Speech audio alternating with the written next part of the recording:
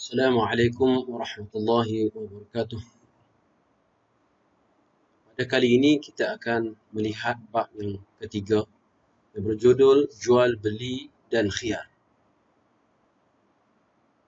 Kita mulakan dengan jual beli atau dalam bahasa Arabnya dikenali sebagai al-bai' dan jamaknya ialah al-buyu'. Jual beli.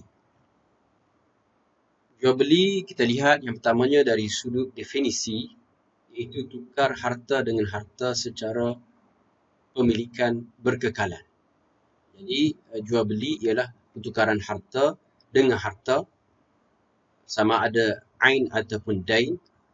Harta itu dalam bentuk hutang ataupun dalam bentuk ain, benda yang bukan hutang, secara pemilikan yang berkekalan, bukan secara sementara. Pensyariatannya boleh dilihat dalam hadis yang disebutkan sebelum ini, iaitulah sabda Rasulullah SAW apabila ditanya berkenaan dengan ayyul kasbi atyab, apakah usaha yang paling mulia di sisi Allah Subhanahu Wa Taala, Nabi SAW menyebut amalur rajuli biyadihi wa kullu bai'in mabrur. Nabi bersabda bahawa sebaik-baik usaha yang dilakukan ialah usaha tangan seorang lelaki, hasil tangannya sendiri, iaitu berdasarkan kepada usahanya sendiri, dan setiap jual beli yang tidak mempunyai tipu daya, penipuan dan seumpamanya. Itu juga dengan firman Allah Subhanahu Wa Taala, wa ahallallahu al-bai'a wa harrama riba. Ini jelas Allah Subhanahu Wa Taala mengharuskan jual beli. Dari sudut rukun dan syarat pula, rukunnya ada 3, iaitulah penjual dan pembeli. Boleh juga dibahagikan di situ kepada penjual dan pembeli kepada rukun yang berbeza, ataupun al-aqidan, iaitu dua orang yang berakad, penjual dan pembeli dalam rukun yang sama. Dan yang keduanya harga dan barang, itulah al-thaman, al-mabi' dan juga al-thaman, barang yang dijual dan juga harga yang ditukarkan. Ataupun kedua-duanya itu boleh diistilahkan juga dengan benda yang sama, itulah al-mabi', dan juga yang terakhir sekali sirah. Kita lihat kepada syarat, syarat merujuk kepada rukun-rukun yang disebutkan tadi. Jikalau syarat itu pada rukun penjual dan pembeli, yang pertamanya mestilah baligh. Itu orang yang mencapai usia baligh. Kerana itu kanak-kanak tidak sah jual belinya, melainkan dalam perkara-perkara yang remeh-temeh dan tidak melibatkan perkara yang besar. Begitu juga berakal. Mestilah dia bukan orang yang gila, orang yang tidak siuman, kerana jual belinya tidak sah. Semasa dia berjual beli itu dia gila, maka tidak sah kerana dia tidak boleh membuat pertimbangan dan dia akan ditipu dan seumpamanya. Dan jual beli itu oleh orang penjual dan pembeli, mestilah mereka itu mempunyai ikhtiar, pilihan. Mempunyai pilihan dan bukan jual beli yang dipaksa. Kerana kita tahu bahawa jual beli itu diasaskan kepada at-taradi, itulah redha, meredai antara dua orang yang berakal. Kemudian mestilah pihak yang berjual beli itu ialah pihak yang berbeza. Tidak boleh pihak yang sama. Umpamanya seorang itu menjadi wakil kepada penjual dan pembeli pada masa yang sama. Tetapi hanya dibenarkan dalam kes-kes yang tertentu, seperti jual beli yang melibatkan antara wali, yang mana wali ini tidak ada tohmah. Maka dia boleh menjadi wali yang mana dia melakukan transaksi bagi pihak penjual dan pembeli kepada orang yang berada di bawah wilayahnya. Kemudian yang seterusnya ialah harga dan barang. Mesti wujud ketika itu harga dan barang itu, kecuali dalam keadaan-keadaan yang tentu seperti bai'us salam dan seumpamanya. Tapi secara umumnya mestilah barang itu wujud dan bernilai, dan tidak sah jual beli barang yang tidak bernilai dari sudut syarak, seperti jual beli arak dan seumpamanya. Dan bermanfaat, jual beli perkara-perkara yang tidak memberi manfaat dari sudut syarak juga tidak sah. Boleh serah, dan jual beli itu mestilah barang itu barang yang boleh diserah, bukan menjual beli benda yang tidak boleh diserah, seperti menjual lembunya yang telah hilang entah ke mana, dan dia menjualnya dalam keadaan dia pun tidak boleh menyerah lembu yang telah hilang itu. Begitu juga milik, itulah harga dan barang itu yang hendak dijual itu, sama ada barang yang dijual ataupun duit yang hendak dibayar itu, mestilah dimiliki secara sempurna oleh kedua mereka. Tidak sah menjual beli barang orang lain. Begitu juga mestilah maklum, diketahui barang yang nak dijual itu mesti diketahui sifatnya, bentuknya, supaya dia tidak menimbulkan kekeliruan. Begitu juga dengan harganya, mestilah diketahui. Sementara sirah juga mestilah selaras antara penjual dan pembeli. Misal kata dia nak menjual, akad itu mestilah akad jual beli, bukan dalam jika seorang menyatakan dalam bentuk akad pinjaman, seorang lagi dalam bentuk jual beli, dia tidak sah kerana tidak ada kesamaan antara penjual dan pembeli dari sudut sirah. Dan mestilah segera dan tidak boleh berlaku ta'liq. Kerana apabila berlaku ta'liq, iaitulah dikaitkan dengan suatu seperti seandainya jikalau hujan turun pada petang ini, saya akan menjual barang saya ini kepada kamu. Itu adalah sesuatu yang tidak sah kerana ia mempunyai ta'liq dan tidak ada kejazaman dalam jual beli tersebut. Jenis yang dilarang. Terdapat dua jenis yang dilarang dalam jual beli ini. Yang pertamanya dikategorikan sebagai jual beli batil, dan yang kedua jual beli fasid.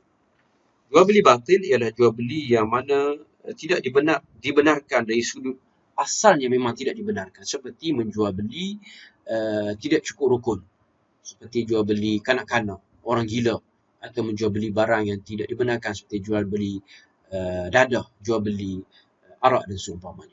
Sementara jual beli fasid ialah merujuk kepada jual beli yang pada asasnya dia dibenarkan, cukup rukun, syarat dan seumpamanya. Cuma umpamanya jual beli itu melibatkan barang ribawi yang lebih kurang antara satu sama lain, maka pada masa itu dia adalah dikenali sebagai jual beli fasid. Walau bagaimanapun, menurut mazhab Syafi'i, jual beli batil dan fasid itu kedua-duanya adalah terbatal, tidak ada bezanya. Cuma dari sudut ulama mazhab Hanafi, mereka membezakan. Jika jual beli fasid itu, maka dia adalah berdosa tetapi tidak menyebabkan batal. Umpamanya jual beli item ribawi yang sama jenis yang ditukar dalam majlis akad, seperti bertukaran antara beras mahsuri dengan beras grade sekian-sekian, maka pertukaran itu mengikut syarat barang ribawi mestilah berlaku dalam kadar yang sama. 1 kilo mesti sama 1 kilo. Jadi menurut mazhab Hanafi, seandainya dijual 1 kilo dan 2 kilo, maka boleh dianggap jual beli itu sah, kerana jual beli itu tidak melibatkan asal jual beli itu. Sebab jual beli itu ada barang yang dijual itu adalah barang yang cukup rukunnya, cukup syaratnya, iaitulah dia adalah barang yang bukan haram, beras dengan beras. Maka bagi mereka, seandainya seorang itu mengembalikan lebihan 1 kilo tadi itu, maka dia tidak berdosa, dan juga jual beli itu dianggap sah dan boleh diteruskan dan tak perlu kepada akad yang baru. Aplikasi semasa bagi al-bai' dalam sistem kewangan semasa. Sekarang kita akan melihat bagaimanakah konsep al-bai' itu diaplikasikan dalam sistem kewangan semasa. Sebelum itu kita melihat di sini berkenaan dengan kategori al-bai', sales based contract, akad berasaskan al-bai'.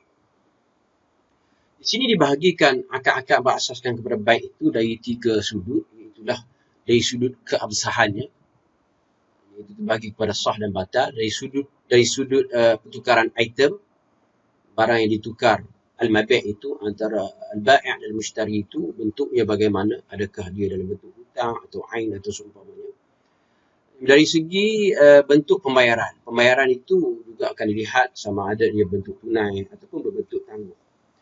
Dari sudut keabsahannya, ada bai' yang sahih, iaitu bai' yang cukup rukun dan syaratnya, maka itu dianggap sebagai bai' sahih. Tapi kadang-kadang ada bai' yang tidak sahih, iaitu bai' yang tidak cukup rukun dan syaratnya. Sebagai contohnya ialah bai' al-mulabasah, iaitu diambil daripada perkataan lamsu, itu menyentuh. Umpamanya penjual menyatakan mana-mana baju yang kamu sentuh, maka itu menjadi barangan jualan. Itu kamu mesti membeli barang itu. Ataupun bai'ul al-hasah, jual beli al-hasah ini maksudnya batu. Iaitulah umpamanya dia membaling seketul batu, dia kata mana baju yang terkena batu itu, maka itulah jualannya. Umpamanya orang yang datang beli itu memberi duit kepada dia, dia kata konsep jualan dia ialah mana baju yang terkena batu tersebut, maka itulah barang yang dijual. Itu menjadikan gharar dan seumpamanya. Ataupun umpamanya seorang itu dia menjual sebidang tanah, dia kata sejauh mana batu yang kamu baling itu sampai itulah penghujung tanah yang kamu beli dengan harga sekian-sekian. Jadi itu tidak dibenarkan kerana dia mempunyai ketidakketentuan yang nyata dan menimbulkan persoalan selepas itu antara penjual dan pembeli, dan maka Islam melarang perkara itu dan dilarang dalam hadis yang diharamkan oleh Allah Subhanahu Wa Taala. Dari segi pertukaran item pula ada bentuk bai yang dinamakan sebagai bai al-muqayadah. Al-muqayadah ini iaitu jual beli ain dengan ain. Misal sistem barter pada zaman dulu, itulah jual beli suatu barang dengan barang yang lain. Menjual beli garam dengan bawang sebagai contoh. Pada zaman ini tidak ada, tapi mungkin transaksi-transaksi yang besar antara negara menjual beli kayu balak dengan minyak dan sebagainya, itu adalah suatu perkara yang masih berlaku sehingga hari ini. Kemudian jual beli al-mutlaq. Jual beli mutlak ini iaitu jual beli yang biasa yang kita jual. Itulah ulama mengatakan antara maksud jual beli mutlak ini ialah jual beli as-sila' bil asman. Itu kita jual beli satu barang dengan membayar wang. Jual beli harian yang kita lakukan itu dinamakan sebagai jual beli al-mutlaq. Kemudian bai'us sarf. Bai'us sarf iaitulah menjual beli as-saman bis-saman. Menjual beli menukar wang, money exchange, seperti pertukaran ringgit dengan dolar. Itu ialah jual beli as-sarf. Itulah diistilahkan sebagai bai'ud dain bid-dain. Kemudian bai'us salam, iaitulah bai'ud dain bil-ain. Bai'ud ain bid-dain. Itu jual beli yang mana ditangguhkan penyerahan salah satunya. Tangguhan itu yang diistilahkan sebagai dain. Saya kata menjual beli salam, tapi dengan syaratnya jual beli salam itu yang dibayar itu, wang itu mestilah dibayar dengan segera sebelum berlaku perpisahan antara penjual dan pembeli. Itu jual beli salam. Cuma barang yang dibeli itu tidak ada pada masa itu dianggap sebagai dain. Kemudian seterusnya dari segi bentuk pembayaran, ada yang dibayar secara tunai. Kita pergi kedai, kita beli barang, kita bayar dengan tunai. Kemudian jual beli tangguh. Contoh dibuat di sini ialah BDA, al-bai' misalnya, iaitu jual beli dengan harga bertangguh, mana pembiaya akan membeli sesuatu yang dikehendaki oleh pelanggan dan dia menjualkannya dengan harga yang ditangguh. Itulah pembayarannya dibayar secara beransuran untuk tempoh yang disepakati. Seterusnya jual beli hadapan. Jual beli hadapan ini ada dua jenis. Sama ada ditangguh salah satu seperti bai'us salam yang diterima oleh para ulama, ataupun ditangguh dua-duanya sekali untuk tempoh masa yang diketahui. Itu adalah suatu jual beli yang ditangguh yang menjadi khilaf yang sangat besar di kalangan para ulama. Kemudian klasifikasi mengikut pendedah harga kos dan untung rugi. Sekarang kita nak lihat pembahagian dari sudut adakah harga kos itu disclose ataupun dinyatakan oleh penjual ataupun tidak. Apabila dinyatakan harga kos, bermakna kita akan dapat memahami atau kita akan dapat tahu keuntungan yang diperoleh oleh penjual. Ada dua jenis, iaitu yang pertama apa yang dikenali sebagai bai' musawamah. Bai' musawamah itu jual beli harian yang kita lakukan yang tidak kita tahu apakah harga kos. Kita pergi kedai, kita beli, kita tak tahu harga kosnya.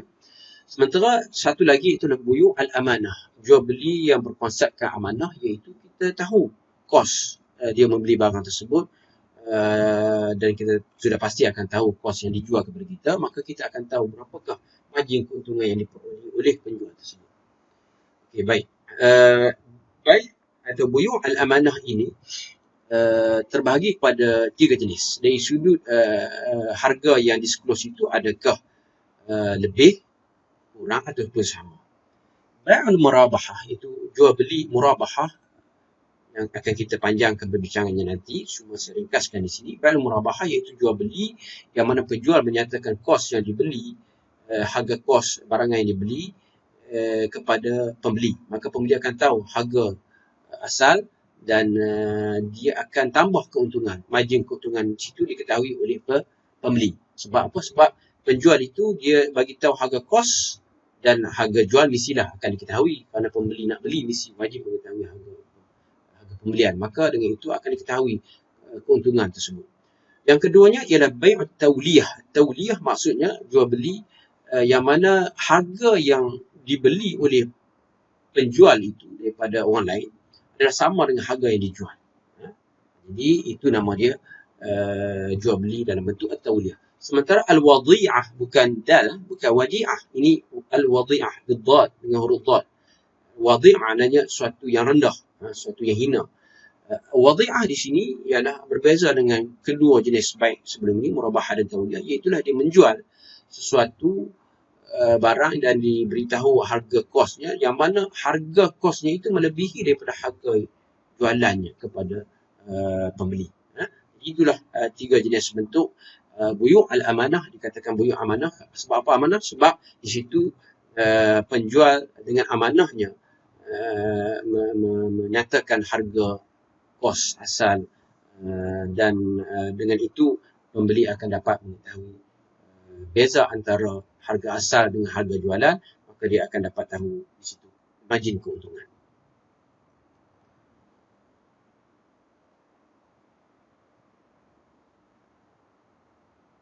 Oleh kerana bai' al-murabahah antara bentuk yang paling meluas diaplikasikan dalam dunia kewangan semasa, maka kursus ini akan beri fokus kepada murabahah. Okay, dalam tiga bentuk buyu' al-amanah tadi itu, bai' al-murabahah dipanjangkan perbincangannya di sini. Murabahah secara literal bermaksud bertambah atau untung. Murabahah itu diambil daripada perkataan ribh. Manzur menyebut kalimah ribh, rabh atau ar-rabah, menunjukkan maksud perkembangan dalam bisnes. Yang kita maksudkan di sini adalah keuntungan lah. Sebab penjual menyatakan keuntungannya dengan dia menyatakan kos pembelian suatu barang sebelum dijual kepada pembeli.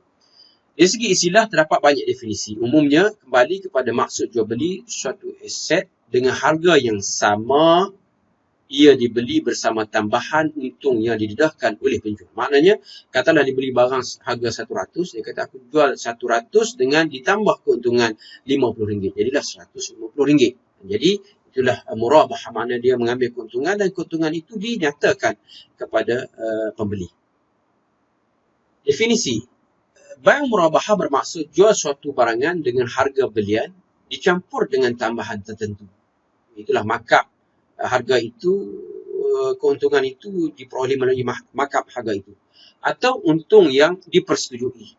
Maknanya penjual dan pembeli bersetuju berapa keuntungan yang akan diperoleh oleh penjual berdasarkan jualannya itu, kerana dia menyatakan berapakah kos yang beliau terpaksa gunakan untuk membeli barang tersebut sebelum menjual kepada pembeli. Tambahan atau markup boleh berlaku dalam bentuk lamsam sekaligus. Umpamanya dia kata dia membeli barang ini dengan harga 100, dia nak jual dengan harga 150. So dia akan dapat keuntungan di situ RM50. Itu secara lamsam. Ataupun peratusan daripada harga belian. Misalnya dia kata dia beli dengan harga 100, dia nak keuntungan 50% daripada harga belian tersebut. Jadi itu pun boleh. Ia disebut sebagai cost plus sale, iaitu cost dicampur dengan sale, yang mana sale itu ada keuntungan di situ. Itulah yang dikatakan sebagai bai' al-murabahah. Kemudian kita lihat syarat bai' murabahah. Yang pertama, kewajipan mendedahkan harga asal atau kos dan keuntungan. Tidak dinamakan sebagai bai' murabahah seandainya tidak dinyatakan kos dan keuntungan di situ. Jadi itu akan jadi jual beli biasa. Jual beli murabahah ini mesti dinyatakan kos dan keuntungan. Yang keduanya, harga murabahah mesti dipersetujui bersama. Iaitulah mestilah dia nak jual itu, aku akan beli barang ini dengan harga 100, aku jual kepada kamu dengan harga 150. Setuju atau tak setuju? So pembeli kata bersetuju, maka barulah boleh diteruskan. Jual beli pertama mestilah sah. Jual beli penjual yang pertama tadi itu, yang nak jual barang itu kepada pembeli, kepada kita sebagai contoh, dia yang membeli itu mestilah melalui kontrak jual beli yang sudah sah. Mana dia sudah berpindah hak milik kepada dia, barulah dia boleh jual kepada kita. Dan subjek akad mestilah halal. Itu menjadi syarat umum kepada jual beli, mestilah benda yang nak dijual itu.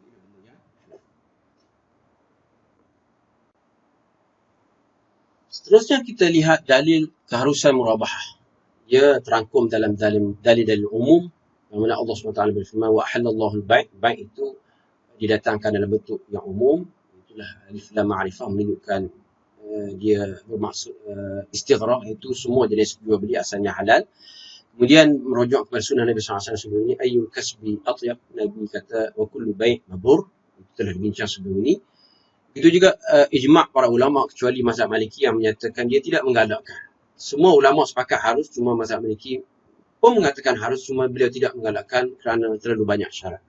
Dan juga kias, itu Nabi haruskan jual beli tawliyah, itu jual beli dengan harga apa yang sama, kos yang dibeli dengan harga yang dijual itu sama.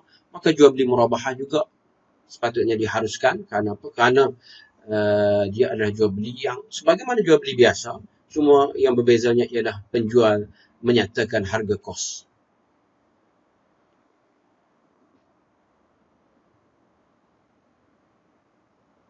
Kemudian kita akan melihat bai' murabahah klasik versus bai' murabahah moden. Di situ ada perbezaan. Maksud di sini kita nak lihat konsep-konsep murabahah secara klasik apabila diaplikasikan dalam modennya, mungkin bai' murabahah itu bentuknya sama, rukun syarat apa semua sama, cuma bentuknya yang agak berbeza yang akan kita lihat nanti. Kita lihat dulu bai' murabahah klasik yang sebagaimana sebelum ini, itulah murabahah jual barangan pada harga kos plus untung yang diketahui, yang dijelaskan. Itu ada tarif atau syarat pada murabahah, itu jual beli yang pada harga kos tapi dicampur dengan keuntungan yang dijelaskan berapa keuntungan. Pembeli mestilah mengetahuinya. Yang kedua, pembayaran untuk pembelian boleh dilakukan sama ada secara tunai atau tangguh secara langsam atau ansuran yang ditentukan dalam perjanjian. Itu adalah biasa. Penjual wajib mendedahkan harga kos sebenar bagi aset yang dijual kepada pembeli. Itu sebagaimana kita telah bincang sebelum ini. Gagal membuat demikian menyebabkan kontrak batal. Maknanya kalaulah pembeli gagal menyatakan harga kos, maka di situ tidak akan berlaku bai' murabahah. Praktis murabahah dalam istilah kewangan Islam agak berbeza daripada murabahah klasik dalam beberapa aspek. Kita lihat di sini praktik yang berbeza ini maksudkan itu bagaimana. Murabahah klasik, barangan yang akan dijual telah dibeli dan dimiliki oleh penjual sebelum ditawarkan kepada pembeli. Itu kebiasaannya. Barang yang dibeli itu adalah barang yang nak dijual, itu adalah barang yang sudah dimiliki. Murabahah moden, bank Islam akan membeli barangan selepas mendapat janji daripada pelanggan bahawa dia akan membeli barangan tersebut daripada bank apabila bank telah membeli dan memiliki serta qabat barangan tersebut. Jadi berbeza dengan aplikasi moden ni, bank dia tidak membeli lagi aset tersebut. Apabila pelanggan datang menyatakan hasratnya untuk nak memohon finance ataupun pembiayaan, maka ketika itulah barulah bank akan membuat pembelian. Kemudian barulah dijual secara murabahah kepada pembeli dalam bentuk yang akan kita lihat nantilah. Antara amalan semasa juga, pihak bank melantik pelanggan sebagai wakil untuk membeli dan menerima itu qabat barangan sebelum dijual kepada pelanggan yang sama. Maknanya, kalau sebelum ini memang barang dah ada pada penjual just menjualkannya kepada pembeli dengan harga kos yang dicampur dengan keuntungan. Tapi bagi bank ini, dia tidak membeli barang itu. Misal kata orang tu nak beli kereta, nak buat pembiayaan kereta sebagai contoh. Maka bank tak akan pergi ke syarikat penjualan kereta tersebut. Sebaliknya, dia mewakilkan pembeli itu untuk pergi untuk deal, untuk melakukan jual beli sebagai wakil kepada bank, sebab nanti kereta itu akan dipindahkan kepada pihak bank terlebih dahulu, sebagaimana akan kita lihat detail nanti. Perbezaan ini dijustifikasikan kerana fungsi bank adalah berbeza daripada penjual biasa. Kenapa ini berbeza? Kerana bank ni dia memang bukan nak memiliki aset tu sebenarnya, cuma dia nak menjadikan aset itu, jual beli yang pertama itu sebagai satu mekanisme untuk mendapat keuntungan menerusi jual beli kedua yang berlaku transaksi antara bank dengan pembeli. Terdapat beberapa bentuk praktis murabah moden yang diaplikasikan oleh bank-bank tempatan dan juga antarabangsa. Antaranya murabahah to purchase order, murabahah working capital requirement, murabahah letter of credit, murabahah trust receipt. Kita akan lihat salah satu, iaitulah murabahah yang dikenali sebagai murabahah lil amir bisyira. Murabahah, itu murabahah lil amir bisyira, itulah dia mengarahkan supaya pembeli syirak membeli barang tersebut, yang mana dia mewakilkan kepada orang yang memohon pembiayaan itu supaya membeli barang tersebut. Contoh di sini iaitulah dibawa di sini transaksi ataupun produk yang dihasilkan oleh bank Islam. Kita lihat ada nombor di situ, nombor 1, 2, 3, 4, itu step yang dilakukan. Kita akan cuba memahami bagaimanakah berlakunya murabahah dalam bentuk moden yang diaplikasikan oleh bank Islam di sini. Okey, customer yang berada di tengah itu customer, kita lah sebagai contoh, kita nak beli sebuah kereta. So, yang pertama, step yang pertama, kita sudah pasti kebiasaannya kita akan pergi melawat di showroom dulu untuk beli kereta tersebut. Kita dah ada pilihan kita dah lihat jangkauan kita dari sudut membayar ansuran dan seumpamanya. So, kita katalah kita nak beli kereta yang berharga RM100,000 sebagai contoh. So, kita pergilah kepada bank. So, bank appoints customer as bank purchasing agent. So, bila kita dah nyata kepada bank pun dah screen kita semua, tengok kita punya kemampuan, so, bank setuju. So, pada masa itu, bank akan melantik kita sebagai agent untuk purchase, untuk membeli kereta tersebut. So, kita sign lah surat wakalah ataupun agent tersebut untuk menjadi wakil kepada bank untuk membeli kereta tersebut. So, kita pergi kepada dealer, kita membeli kereta itu atas on behalf ataupun sebagai wakil kepada bank. Kita beli wakil kepada bank kereta itu. Kemudian bila kita beli wakil kepada bank dalam wakalah, maknanya hak milik itu akan berpindah kepada asil, iaitu principal bank tu, bukan berpindah kepada kita. Kita hanyalah agent saja. Kemudian yang ketiganya, bank sell vehicle to customer and the customer pays monthly installment. So, bank dah berlaku hak milik secara sah antara dealer dengan bank. Kereta itu telah berpindah hak milik kepada bank. Maka pada masa itu, bank akan menjual kereta itu kepada kita. Di situlah berlakunya murabahah. Iaitulah bank jual, kalau harga kereta itu RM1,000, dia akan markup ikut calculation dia sendiri. Mungkin dia jual dalam RM150,000. So, RM50,000 itu adalah keuntungan yang diperolehi melalui perbezaan antara harga jualan dengan harga yang dia beli. Dan kita telah bersetuju awal lagi sebelum kita beli tadi tu. Sebab apa? Sebab kita dah berjumpa dengan bank dan bank telah bersetuju untuk memberi pembiayaan harga sekian dan kita bayar dalam bentuk secara ansuran yang mana harganya akan jadi RM150,000.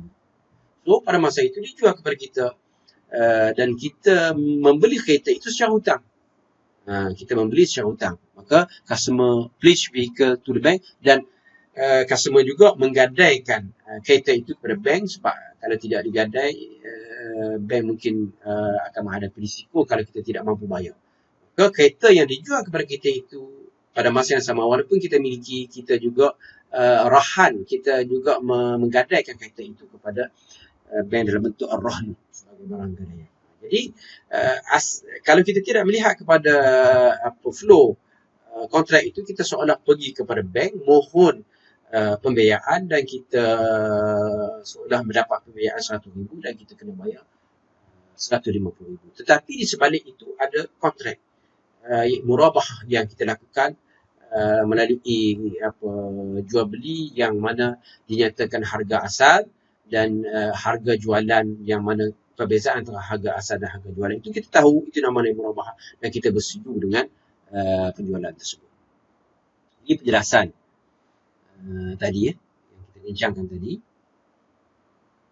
Jadi antara modifikasi yang wujud ialah ada elemen wa'ad, iaitu janji dimasukkan. Jadi ada elemen wa'ad. Masa bila berlaku wa'ad itu, iaitulah semasa kita pergi kepada bank minta pembiayaan RM100,000, bank tak akan bersetuju kalau kita tidak membuat janji untuk nak membeli kereta tersebut. Dia kata kita tak buat janji, kita pergi beli kereta tersebut, bank beli kereta tersebut, tiba-tiba kita tak mau beli kereta tersebut. Maka bank akan menghadapi kerugian. Buat apa dia beli kereta sedangkan dia tak boleh jual kereta tersebut. Kereta kalau dia beli hari ini, esok dia jual sudah jatuh harganya, sudah akan berlaku susut nilai. Jadi bank tak akan mau perkara itu. Maka bank nak kita memberi komitmen dalam bentuk janji sebelah pihak, itulah janji daripada kita untuk membeli kereta tersebut apabila bank membelinya daripada dealer dan kita hanya bertindak sebagai wakil pada masa itu. Praktis biasa ialah pelanggan beri janji untuk membeli barang daripada bank. Ini saya sebut tadi. Semua fuqaha bersetuju bahawa dari segi agama menunaikan janji adalah wajib dan dia bersifat mengikat dari segi agama. Dia bukan akad, bukan kontrak, dia adalah satu dia bukan akad jual beli lagi, dia hanya janji untuk membeli. Namun fuqaha berselisih adakah ia bersifat mengikat dari segi perundangan. Itu perselisihan yang kita bincangkan di sini. Tetapi yang diguna pakai ialah dia adalah mengikat. Okey, ini adalah pandangan Akademi Fiqh OIC yang mana menerima janji itu sebagai satu ikatan sebelah pihak daripada pembeli dan dia adalah mengikat. Baik, sekarang kita memasuki bahagian kedua daripada bab yang ketiga ini, iaitulah berkenaan dengan khiyar. Sebelum ini kita telah bincang berkenaan dengan baik. Sekarang kita bincang pula sesuatu yang mempunyai kaitan yang rapat dengan baik, iaitulah khiyar.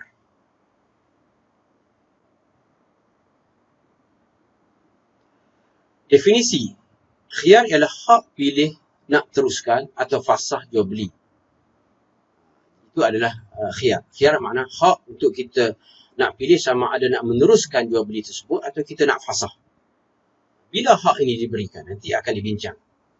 Pensyariatan dan hikmah supaya urus niaga ada keredaan. Sebab kita telah bincang sebelum ini, urus niaga dalam Islam ini berpaksikan kepada at-taradhi, iaitu saling meredai antara dua pihak yang merakat. Maka dengan adanya khiyar ini, dia akan mempraktikkan lagi keredaan tersebut kerana pembeli dia ada masa, dia ada hak untuk memilih sama ada nak meneruskan jual beli ataupun sebaliknya. Jenis ada yang diberikan oleh syarak dan ada ditetapkan oleh pihak yang berakat. Umpamanya khiyarul aib, khiyar kerana ada kecacatan. Apabila seorang itu beli suatu barang, tiba-tiba dia balik ke rumah dia mendapati barang itu tidak sempurna, tidak cukup syarat ataupun berlaku kerosakan.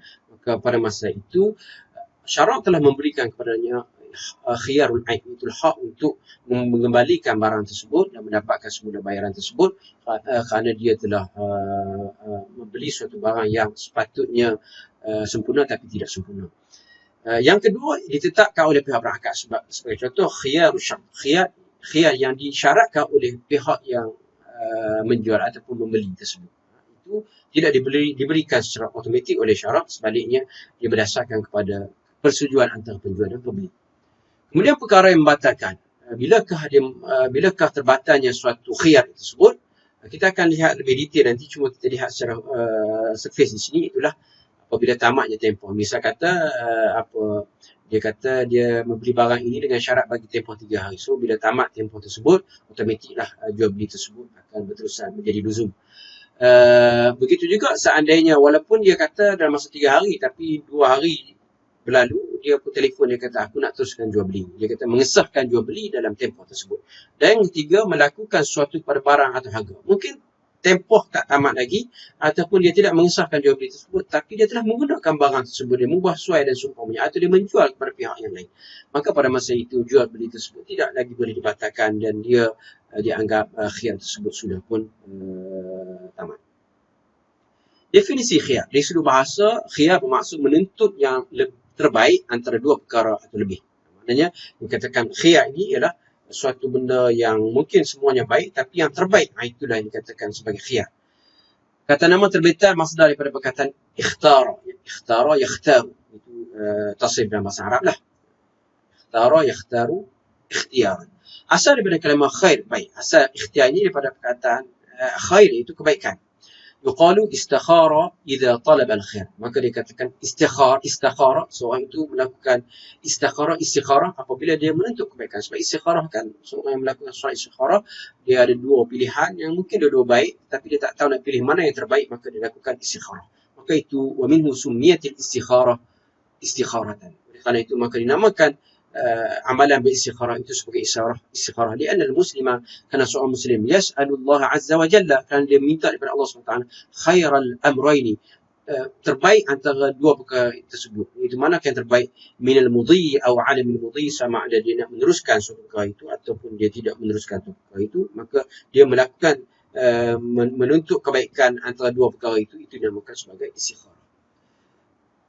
Itu dari sudut bahasanya. Dari sudut definisi khiyar ialah hak pilihan yang diberikan kepada dua pihak atau satu pihak yang berakad sama ada meneruskan akad atau memfasahkannya.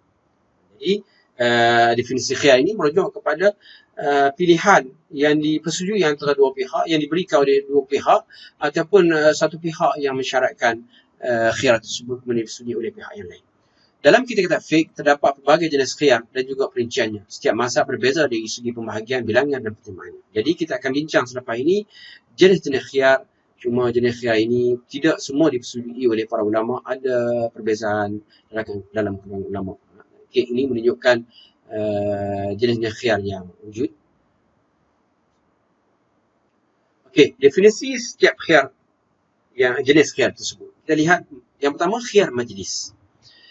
Apa khiyar majlis? Itu hak pilihan diberikan kepada pihak yang berakad sama ada untuk teruskan atau fasah akad tersebut.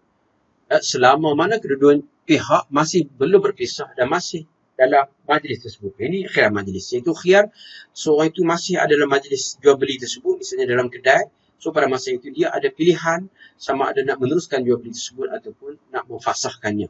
Selagi mana dia tidak menyatakan komitmen untuk membeli barang tersebut, dan selagi mana dia tidak berpisah dengan keluar daripada kedai tersebut sebagai contoh.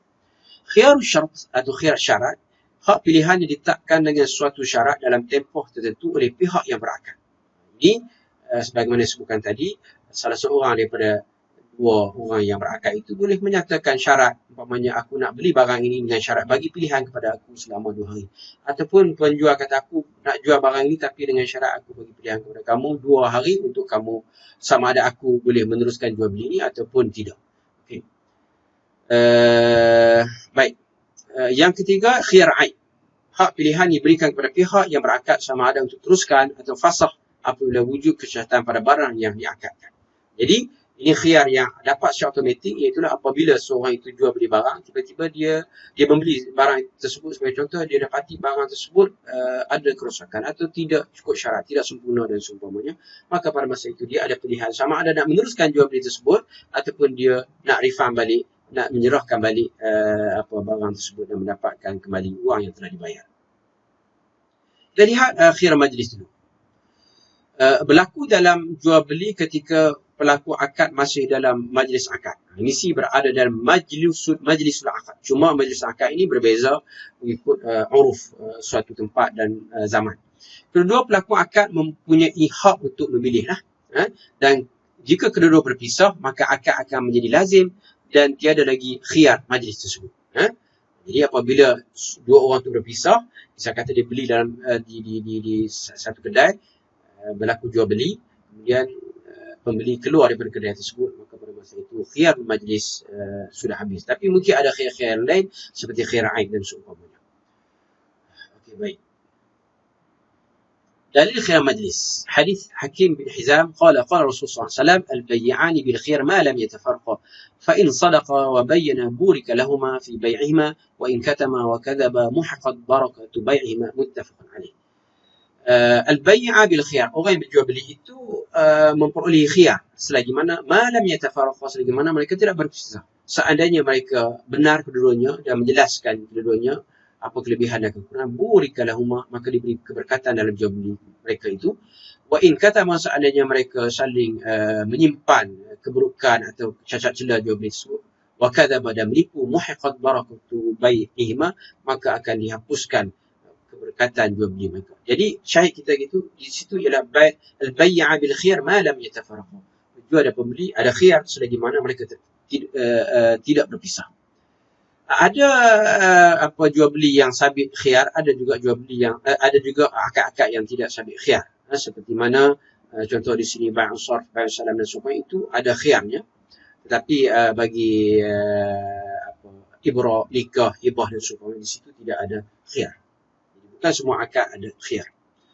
Pendapat fuqaha tentang khiyar majlis ini, Syafi'i dan Hanbali menyatakan ada, sementara mazhab Hanafi dan Maliki menyatakan bahawa khiyar majlis tidak ada. Apabila berlaku jual beli, maka dia sudah lazim pada masa itu. Hukum hakam khiyar majlis. Apabila terlaksana jual beli, maka sabit hak khiyar bagi kedua penjual dan pembeli sama ada meneruskan jual beli atau membatalkannya sehingga mereka berpisah.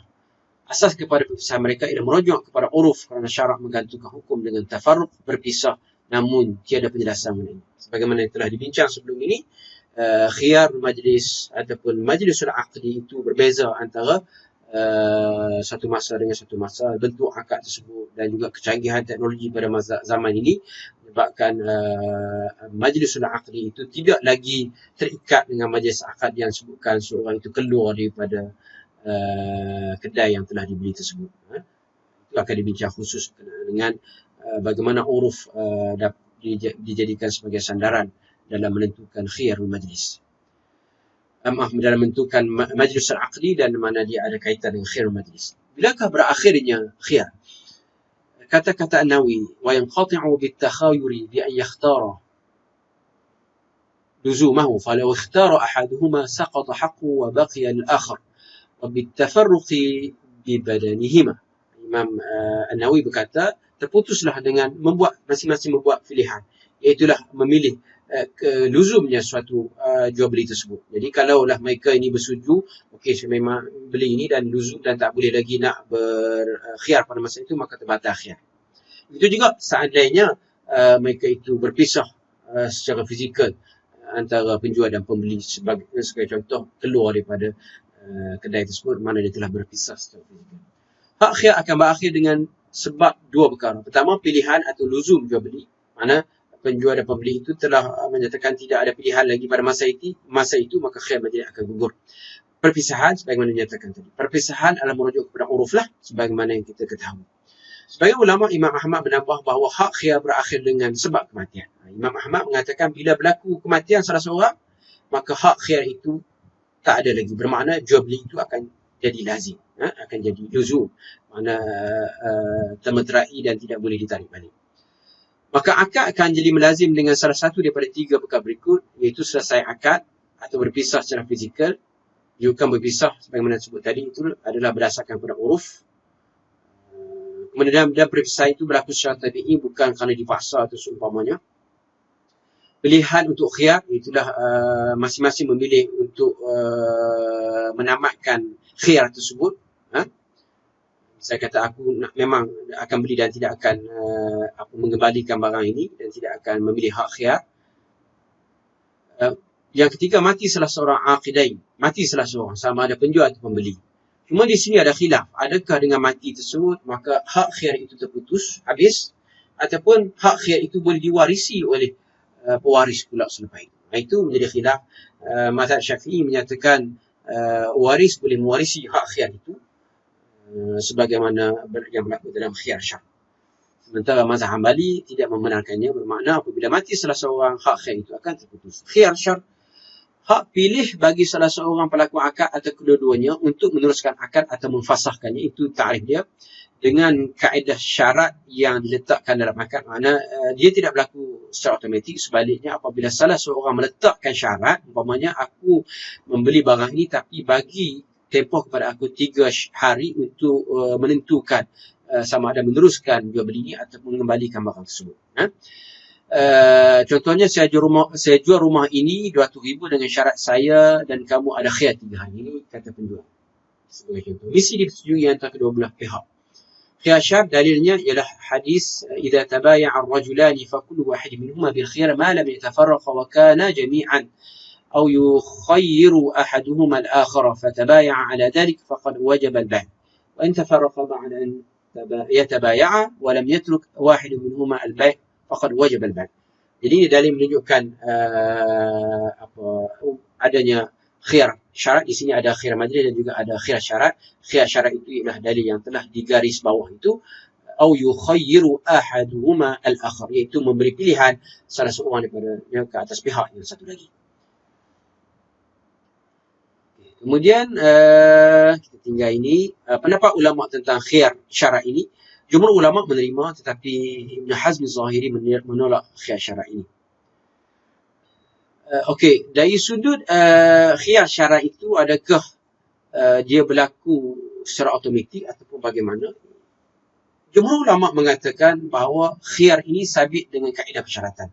أما عند الإمام مالك فهذا الخيار يثبت إما بشرط وإما بالعادة على معنى أنه لو جرت 'adatun nas bi thubutil khiyar fi sil'atin min as-sila' thabata al-khiyar fiha min ghairi syart. Tapi mazhab Maliki agak berbeza. Dia kata kalau sudah menjadi kebiasaan uruf tempat itu menyatakan jual beli tersebut, suatu barang itu mesti ada khiyar, syarat, maka dia tak perlu disyaratkan, dia akan dapat secara automatik. Itu pandangan Imam Malik yang agak berbeza dari sudut jumhur. Dari sudut automatik ataupun tidak suatu khiyar syarat itu berlaku. Tempoh khiyar syarat. Terdapat beberapa pandangan. Satu pandangan mengatakan hanya 3 hari saja. Dan satu pandangan mengatakan Imam Malik berdasarkan kepada uruf. Kebiasaannya merujuk kepada suatu barang itu biasanya khiyar syarat diberi beberapa hari. Kemudian pandangan yang ketiga mengatakan tempoh berdasarkan kepada hajat atau keperluan. Tidak ada syarat 3 hari ataupun tidak ada mengikut uruf, tapi berdasarkan kepada keperluan. Jadi mereka lah yang menentukan di situ keperluan khiyar yang sepatutnya wujud pada suatu jual beli tersebut. Ini penjelasan yang tadi dalam teks bahasa Arab. Kemudian bila berakhir khiyar syarat, bukti meluluskan atau memfasahkan akad. Khiyar syarat itu kalaulah ada bukti yang mana mereka nak meneruskan jual beli, tidak ada lagi khiyar syarat, maka dia akan automatik akan tamat. Ataupun salah seorang daripadanya memfasahkan akad dalam tempoh tersebut. Ataupun dengan berakhirnya tempoh khiyar tersebut. Kalau disyaratkan 3 hari, bila berakhir 3 hari, bersetuju atau tidak bersetuju, maka jual beli tersebut mesti diteruskan. Kemudian matinya pemilik khiyar tersebut, di situ ada khilaf juga dari sudut adakah masih ada pilihan kepada waris untuk sama ada nak meneruskan ataupun melangsungkan jual beli tersebut. Namun menurut mazhab Maliki dan Syafi'i, ia boleh diwarisi. Tetapi menurut mazhab Hambali, apabila telah mati, maka jual beli tersebut pun terlaksana dan dia telah dianggap sebagai sudah pun tidak boleh ditarik balik. Kemudian khiyar aib, ini sebagaimana disebut tadi, iaitulah khiyar aib, iaitu apabila seorang itu menjual beli tanpa ada khiyar syarat, dah selesai, dah balik ke rumah, tiba-tiba dia dapati terdapat keaiban pada barang tersebut, maka pada masa itu dia berhak untuk mengembalikan barang tersebut. Ini yang makan sebagai khiyar syarat kerana ada aib, iaitu kecacatan. Cuma di situ ada syaratnya. Dalam Fathul Qarib, kitab mazhab Syafi'i menyatakan syaratnya aib adalah wujud sebelum akad. Sebab apabila aib itu wujud selepas daripada akad itu, maka dia adalah bermakna keaiban itu datang daripada pihak pembeli. Aib mengurangkan nilai atau mengurangkan fizikal barangan. Aib itu mestilah aib yang mengurangkan nilai ataupun mengurangkan fizikal barangan tersebut. Dan kebiasaannya aib tersebut tiada pada barangan tersebut. Kebiasaannya barang tersebut dia tidak akan rosak dalam tempoh masa yang tertentu. Beli barang elektrik takkan beli hari ini esok dah rosak, sebagai contoh. Maka kebiasaannya begitu. Kebiasaan itu dirujuk dalam menentukan adakah boleh sabit khiyar aib ataupun tidak.